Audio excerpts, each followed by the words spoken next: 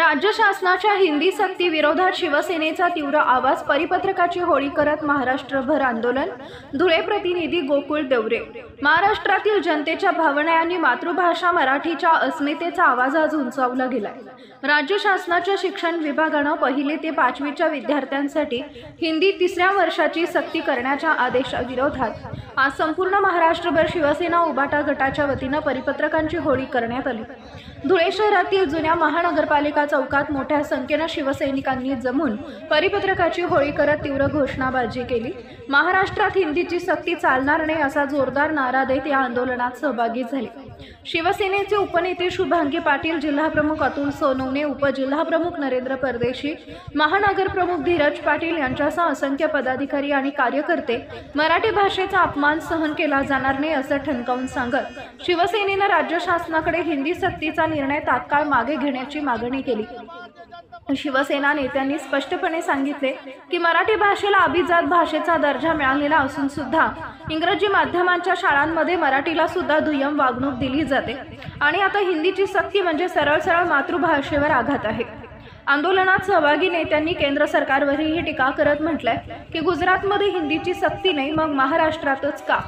या आंदोलनात महिला आघाडीच्या संगीता जोशी, ज्योती चौधरी तसेच युवा सेनेचे पंकज गोरे, संदीप सूर्यवंशी, राजू ढवळे, डॉक्टर अनिल पाटील, भैया पाटील, सुकवत, प्रदीप पाटील आणि अनेक कार्यकर्ते मोठ्या संख्येने उपस्थित होते। मराठी भाषा ही केवळ एक बोली नाही तर आपल्या संस्कृतीची, अस्मितेची ओळख आहे। या भाषेवर कुठलाही आघात सहन केला जाणार नाही असा संदेश आज शिवसेनेनं राज्य शासनाला दिला आहे। पक्षाच्या वतीने आज आम्ही धुळे जिल्ह्यात सर्व शिवसैनिकांनी, पदाधिकाऱ्यांनी ज्या ठिकाणी महाराष्ट्र आहे, मराठी भाषा ही अभिजात भाषेचा दर्जा दिलेला आहे, त्या ठिकाणी आमच्या शाळांमध्ये आम्ही मराठीच भाषेत, मातृभाषेतच पहिलीचं शिक्षण दिलं गेलं पाहिजे। त्याच ठिकाणी या महायुती सरकारने आम्हाला त्रिभाषिक म्हणजे हिंदी सक्तीची केलेली आहे, GR काढलेला आहे। त्या GRची आज आम्ही होळी केलेली आहे। जिथे मुलांना मातृभाषेत शिक्षण देणं अनिवार्य आहे तिथेच त्या महायुती सरकार म्हणतं आणि अनाजी पंत म्हणजे हे म्हणतात की आम्ही हिंदी भाषा लादलीच जाईल, हिंदी भाषा ही कंपल्सरी आहे।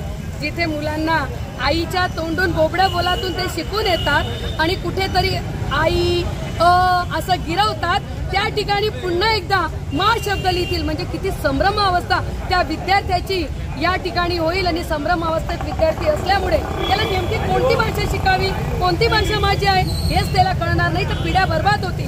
म्हणून मराठी भाषा ही ज्या ठिकाणी 200 देशांमध्ये, आपल्या जगातल्या 200 देशांपैकी 108 देशांनी मराठी भाषेचा स्वीकार केलेला आहे, मराठीत बोलली जाते आणि त्याच ठिकाणी माझा महाराष्ट्र मराठी भाषेत असताना सुद्धा तुम्ही हिंदी भाषा सक्तीची करता म्हणजे तुम्हाला नेमकं काय करायचं आहे? गुजरात प्रांत किंवा गुजरात करायचं आहे का? माझी मराठी भाषेवर तुम्ही अन्याय करत आहात। म्हणजे तुम्ही एकीकडे म्हणावं की आम्ही अभिजात भाषेचा दर्जा देतो आणि त्याच्यावर मतं घ्यावेत आणि त्याच ठिकाणी पुन्हा एकदा म्हणावं की त्रिभाषी सूत्र लागू करून आणि मुलांना गोंधळात अवस्थेत पाडावं। आम्ही कधीही माझ्या महाराष्ट्रात खपून घेतलं जाणार नाही, कारण की ही माझी मातृभूमी आहे, इथे मराठीच फक्त दाखवून घेतली जाईल। आणि आजचं आंदोलन आम्ही त्याच्यासाठी केलेलं आहे की आम्हाला हिंदी भाषा ही सक्तीची करू नये। मराठी भाषेतच 1ली ते 4थीचं शिक्षण हे मराठीतच दिलं गेलं पाहिजे। म्हणून आम्ही सगळ्या शिवसैनिकांनी आज त्या GRची जी लादण्यात आलेलं होतं आमच्यावर हिंदी, त्याचा GRची आम्ही सगळ्यांनी होळी केलेली आहे। अतुल भाऊ असतील, धीरज भाऊ असतील आणि सर्व पदाधिकारी असतील। आज आम्ही GR जाळलेला आहे, आम्ही दखून घेणार नाही। सध्या महाराष्ट्र राज्यामध्ये हिंदी त्रैभाषिक भाषा म्हणून स्वीकारण्याच्या संदर्भामध्ये खूप मोठं राजकारण त्या ठिकाणी सुरू आहे। सत्ताधारी पक्षाचे मुख्यमंत्री यांनी तत्कालीन मुख्यमंत्री उद्धव साहेबांवरती एक आरोप केला की उद्धव साहेबांनी हा अहवाल स्वीकारला। मुळातच केंद्र शासनाकडून येणारे सगळे अहवाल त्या राज्यामधल्या मुख्यमंत्र्याला त्या ठिकाणी स्वीकारायचे असतात। उद्धव साहेबांनी तो अहवाल त्या ठिकाणी स्वीकारला पण त्याची अंमलबजावणी त्या ठिकाणी केली नाही। केंद्र शासनाचं लांगुल चालन करण्याकरता सध्याचे मुख्यमंत्री आदरणीय अनाजी पंत उर्फ देवेंद्र भाऊ फडणवीस यांनी तो अहवाल तात्काळ त्या ठिकाणी स्वीकारला आणि त्रिभाषक सूत्र म्हणून या ठिकाणी हिंदीच्या अंमलबजावणीचं परिपत्रक पहिल्यांदा काढलं।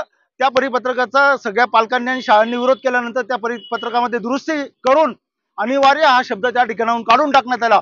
अशा प्रकारे शब्दांचा खेळ देवेंद्र फडणवीस सध्या या महाराष्ट्रामध्ये या ठिकाणी करतायत, तो अत्यंत चुकीचा आहे। मुळातच शैक्षणिक धोरण ठरवत असताना इंग्रजी भाषेच्या ज्या ज्या शाळा आहेत त्या शाळांमध्ये मराठी ही दुसरी भाषा म्हणून त्या ठिकाणी कंपल्सरी करण्याचं धोरण त्यावेळेला देखील उद्धव साहेबांनी त्या ठिकाणी जाहीर केलेलं होतं आणि त्या धोरणावरती खरं आज महाराष्ट्र राज्य शासनाने या ठिकाणी काम करायला हवं.